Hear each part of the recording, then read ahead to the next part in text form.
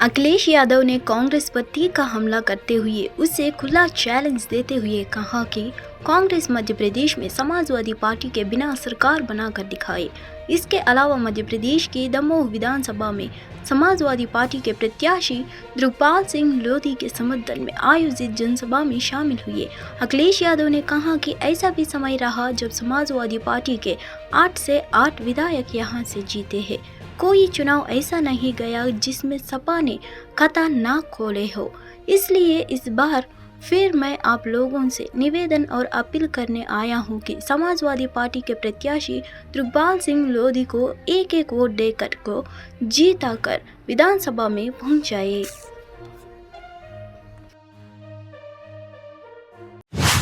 कांग्रेस को जिम्मेदार बताए जाने के बयान पर बिहार कांग्रेस अध्यक्ष अखिलेश सिंह ने पटना में पत्रकारों से चर्चा के दौरान नीतीश कुमार की इच्छा बता दी।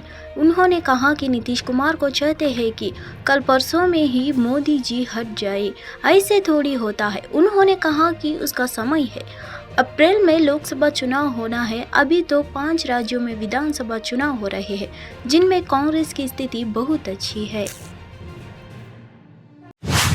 दिल्ली में एक तरफ जहरीली हवा के दौर पिछले कुछ दिनों से जारी है तो दूसरी तरफ दीपावली मनाने की तैयारी में भी लोग जुट जाए हैं। राजधानी के बाजारों में भी खूब रौनक नजर आ रही है। इसे देखते हुए दिल्ली नगर निगम ने भी त्योहार के मौके पर विशेष स्वच्छता अभियान की शुरुआत की है। यह अभियान दिल्ली के सभी 12 जोन में चलाया जा रहा है, जिसके लिए सभी विभागाध्यक्ष और क्षेत्रीय उपायुक्तों को आवश्यक दिशा निर्देश भी जारी किया गए हैं। एमसीडी का यह अभियान 20 नवंबर तक चलेगा। इस दौरान रविवार के अवकाश को छोड़कर हर दिन अलग अलग गतिविधियों की योजना बनाई गई है।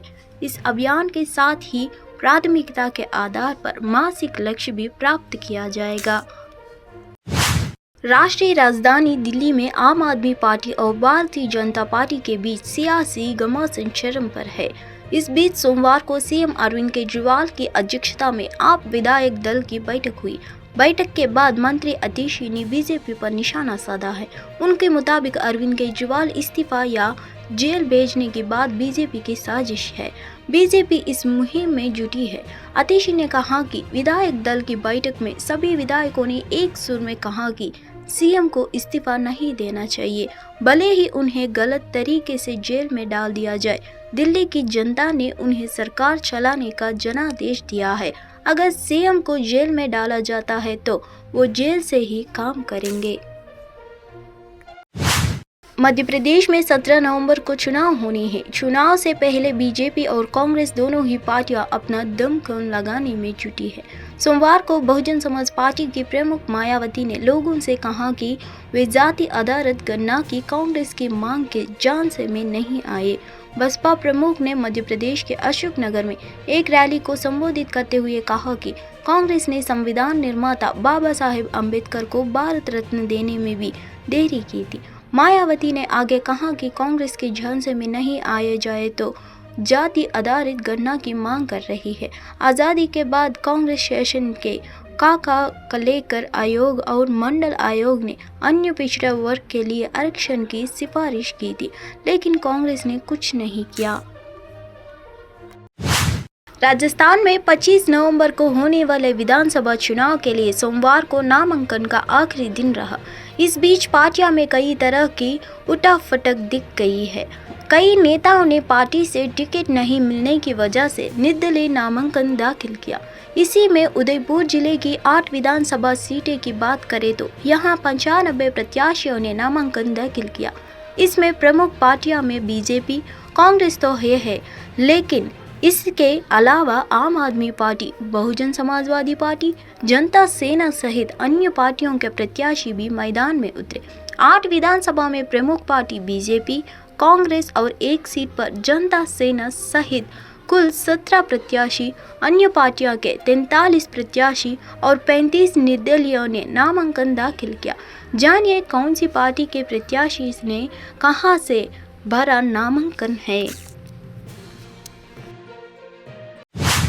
जम्मू कश्मीर के उधमपुर में विकलांग व्यक्तियों और वांछित पृष्ठभूमि के वरिष्ठ नागरिकों का आकलन करने के लक्ष्य और उद्देश्य के साथ उपराज्यपाल जम्मू कश्मीर मनोज सिन्हा के निर्देश पर कल्याण विभाग उधमपुर जिले के विभिन्न ब्लॉकों के विकलांगों और वरिष्ठ नागरिकों के लिए 5 दिवसीय मूल्यांकन शिविर आयोजित करने जा रहा है। कनिका गुप्ता, जिला समाज कल्याण अधिकारी उधमपुर में बताया कि समाज कल्याण विभाग उधमपुर 6 नवंबर 2023 से 10 नवंबर 2023 तक सहायक उपकरणों और उपकरणों के मुफ्त वितरण के लिए दिव्यांगजनों और वरिष्ठ नागरिकों का आकलन करने के लिए मूल्यांकन शिविर और आयोजन कर रहा है। उधमपुर जिले के विभिन्न ब्लॉक है। Department of social welfare honourable LG की डायरेक्शंस पे असेसमेंट कैंप दिव्यांगजनों के लिए ऑर्गेनाइज कर रहा है। इसमें जो भी दिव्यांग लोग जिनका यूडीआईडी कार्ड पे डिसेबिलिटी 40% से अबव है और राशन कार्ड उनका पीएचएच या एएवाई है और आधार कार्ड, ये 3 डॉक्यूमेंट्स ज़रूरी हैं। की डिस्ट्रीब्यूशन ऑनरेबल एलजी के द्वारा की जाएगी। Department of social welfare honourable LG की डायरेक्शंस पे असेसमेंट कैंप दिव्यांगजनों के लिए ऑर्गेनाइज कर रहा है। इन असेसमेंट कैंप्स में जो भी दिव्यांगजन जिनको कोई भी एड या अप्लाइंसेस गवर्नमेंट के द्वारा नहीं उपलब्ध कराई गई है, तो ऐसे लोग जो छूट गए हैं, ये उनका एक सैचुरेशन ड्राइव चल रही है। तो ये दूर दराज के इलाकों में कैंप ऑर्गेनाइज किया जा रहा है। आज ये कैंप बसंतगढ़ बीएमओ ऑफिस में है। कल ये कैंप उधमपुर में लगेगा दिव्यांग सेवा आश्रम में, और 8 को ये कैंप जो है मजालता और चिन्नैनी में ऑर्गेनाइज किया जाएगा। 9 को ये कैंप टिकरी और रामनगर में ऑर्गेनाइज़ किया जाएगा और 10 को ये कैंप जो है पंचैरी में ऑर्गेनाइज़ किया जाएगा। ये सभी कैंप्स जो हैं 11 बजे और बीएमओ ऑफिसेज़ में ऑर्गेनाइज़ किए जा रहे हैं। उधमपुर में ये दिव्यांग सेवा आश्रम में किया जा रहा है। तो इसमें जो भी दिव्यांग लोग जिनका यूडीआईडी कार्ड पे डिसेबिलिटी 40% से अबव है और राशन कार्ड उनका पीएचएच या एएवाई है और आधार कार्ड, ये 3 डॉक्यूमेंट्स ज़रूरी हैं, वो आके इस फैसिलिटी का जो है बेनिफिट ले सकते हैं। तो मेरी सभी दिव्यांगजनों से ये विनती है कि वो इन असेसमेंट कैंप्स में आएँ और जो जिस भी उनको एड या अप्लायंस की ज़रूरत है वो इन कैंप से प्राप्त कर सकते हैं। इसकी डिस्ट्रीब्यूशन ऑनरेबल एलजी के द्वारा की जाएगी जम्मू में। तो आपके माध्यम से मैं ये भी बताना चाहूँगी कि जितने भी दिव्यांगजन, ये एक डिपार्टमेंट ऑफ सोशल वेलफेयर एक फेस्ट ऑर्गेनाइज कर रहा है दिसंबर में। तो जो भी दिव्यांगजन एंटरप्रेन्योर हैं, अपना बिजनेस कर रहे हैं, उनको ये मौका दिया जाएगा कि वो अपना स्टॉल डिस्प्ले कर सकते हैं उस फेस्ट में। और इसी के साथ कोई बहुत उपलब्धि का काम किया हो किसी भी दिव्यांगजन ने यूटी लेवल पे, नेशनल लेवल पे या इंटरनेशनल लेवल पे, वो भी अपना नाम जो है वो दर्ज करवा सकते हैं हमारे ऑफिस में, डिस्ट्रिक्ट सोशल वेलफेयर ऑफिस में। तो उसमें उनको फेलिसिटेट किया जाएगा उस फेस्ट के दौरान। बिल्कुल बिल्कुल, मैं ये भारत सरकार का और यूटी सरकार का बहुत बहुत धन्यवाद करना चाहूँगी। हमने काफ़ी हद तक सैचुरेशन जो है हर स्कीम में। जम्मू और कश्मीर कला और सांस्कृतिक अकादमी ने सतर्कता जागरूकता सप्ताह के हिस्से के रूप में श्रीनगर में विकसित राष्ट्र के लिए भ्रष्टाचार मुक्त भारत पर एक नुक्कड़ नाटक की मेज़बानी की। नुक्कड़ नाटक कश्मीर की कला और सांस्कृतिक अकादमी इकाई के युवा कलाकारों द्वारा प्रस्तुत किया गया था। समाज में भ्रष्टाचार की व्यापक जड़ों को दर्शाने के लिए भ्रष्टाचार के दोषियों और पीड़ितों को चित्रण करने वाले कलाकारों ने उत्कृष्ट काम किया। प्रसारण का समापन भ्रष्टाचार के खिलाफ लड़ो और सतर्क रहो संदेश के साथ हुआ। नाटक मनोरंजन लेकिन महत्वपूर्ण दृश्यों से भरा हुआ था, जिसने ध्यान आकर्षित किया दर्शक है। झूठ है, दगाबाजी है और जो भी मामलात होते हैं ऑफिसेज़ में, हालांकि मैं ये नहीं दोहरा रहा हूँ कि ऑफिस में गलत होता है, लेकिन मैं उसके लिए ये मैसेज है जो इसके साथ लिंक्ड होते हैं, जो ये करते हैं, उनके लिए अवेयरनेस है कि ये जो गरीब आवाम है, गरीब आवाम के लिए हमें एक सहूलियात देनी चाहिए। क्योंकि ऑफिस जो है कोई भी दफ्तर है, ये सिर्फ आवाम की सहूलियात के लिए है। लेकिन मामला ये है कि जब हम देखते हैं एक आवाम किस तरह से पिस रहा है फाइल्स को लेकर के उधर, हालांकि टेक्नोलॉजी पे मैं बहुत मुबारक करता हूँ उन लोगों को जिन्होंने ये ऑनलाइन वगैरह प्रोसेस बनाया है। तो इस मामले से भी हम हट नहीं रहे हैं, क्योंकि अभी कुछ माहौल है, मौजूद है, जिसकी वजह से बहुत सारे लोगों के साथ बेइंसाफियाँ हो रही हैं, आम तौर पर गरीब आवाम को। हालांकि इसमें गरीब ही नहीं है, अमीर भी है, आम आदमी, लंगड़ा भी, जो भी होगा, जिसको भी ऑफिस से कंसर्न होता है, उनके लिए अवेयरनेस है कि जिस तरह हमने आपको दिखाया कि किस तरह से दफ्तरों में रिश्वत चलती है। लेकिन एक आम आवाम को मेरी मैसेज है कि आप भी अपनी तरफ से ये सोचिए कि अगर मैं किसी को 10 रुपया देकर दूसरे का हक मार रहा हूँ, उसको पश्चिम बंगाल बसपा अध्यक्ष सुकांत मजमूदार ने टीएमसी नेता महुआ मोइत्रा पर निशाना साधा और कहा कि उन्हें कोई नाटक किया बिना आचार समिति के बैठक में भाग लेना चाहिए।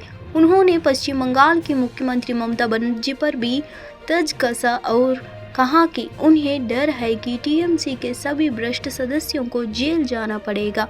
उन्हें बिना कोई नाटक किए एथिक्स कमेटी के बैठक में भाग लेना चाहिए।